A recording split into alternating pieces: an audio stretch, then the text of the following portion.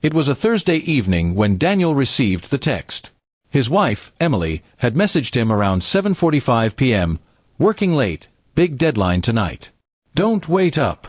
He trusted her. She was a senior project manager at a marketing firm and often had late nights. But something about the way she added, "Don't wait up," made his chest tighten. He brushed the thought away, trying not to sound paranoid, and focused on finishing dinner alone. As the night went on, Daniel poured himself some coffee and sat down in front of the TV. The empty silence of their home started to feel heavier than usual. Emily was usually good about checking in, a short call, maybe a quick selfie from her desk, but not tonight. By 10 p.m., his concern grew. He decided to surprise her with dinner the next evening to make up for how distant things had felt lately. But before going to bed, something unexpected crossed his mind. Emily's office had recently installed new security cameras, and she'd shown him a few of them on her phone app one evening. They'd laughed about how high-tech the company had become.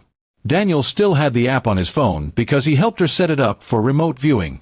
Out of curiosity, he told himself it was just that. He opened the app to check if she was still working. The feed loaded slowly, showing the quiet corridors of the office. The cleaning staff had already gone. Then he switched to the main workspace camera. To his surprise, her desk light was off. He switched to another angle, near the meeting room, and froze. There she was. Emily, sitting at the edge of the conference table, laughing softly. Across from her was her colleague, Ryan, the same man who had joined her team 6 months ago. They were close enough that there was no mistaking the intimacy in their body language. He wasn't touching her, but his hand rested on the table near hers, and she didn't move away. Daniel felt a cold wave of disbelief sweep through him. For a long moment, he just watched. Maybe it was innocent, he thought. Maybe they were working on a presentation. But then he saw her take off her blazer, lean forward, and whisper something that made Ryan smile in a way that didn't belong in an office. The clock on the screen showed 10:37 p.m., long after everyone else had gone home. Daniel's hands trembled. He closed the app immediately, his heart pounding. His thoughts blurred together, anger, sadness, confusion. But instead of confronting her right away, he decided to wait. He needed to be sure, to see what kind of truth would come out of her own mouth. At 11:15, the sound of the door unlocking snapped him back to reality. Emily stepped in, tired and calm, dropping her purse by the counter. "Long night," she sighed, forcing a weary smile. "We finally finished the campaign proposal."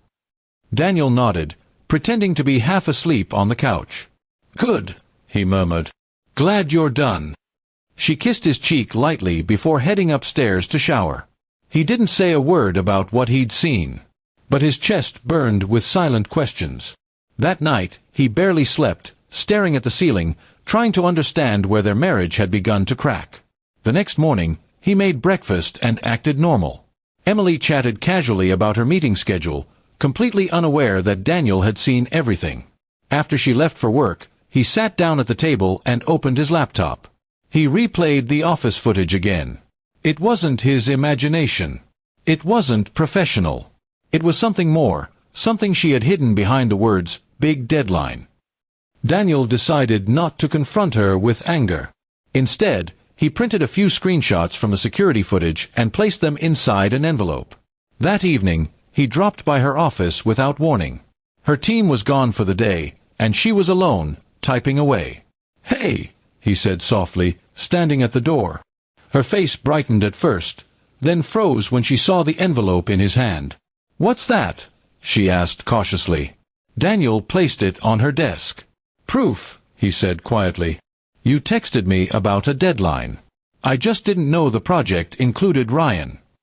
Her eyes widened, her breath catching.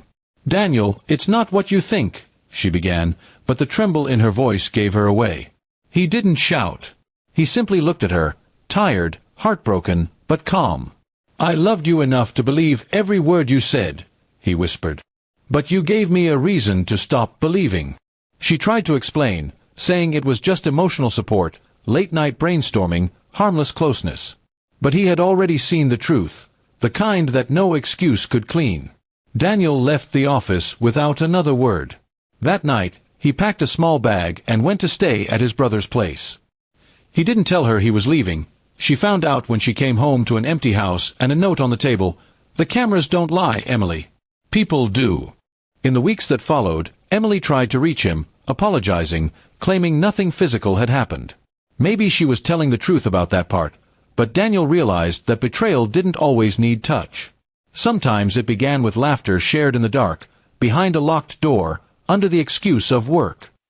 By the time she finally understood the weight of what she'd done, Daniel had already filed for separation.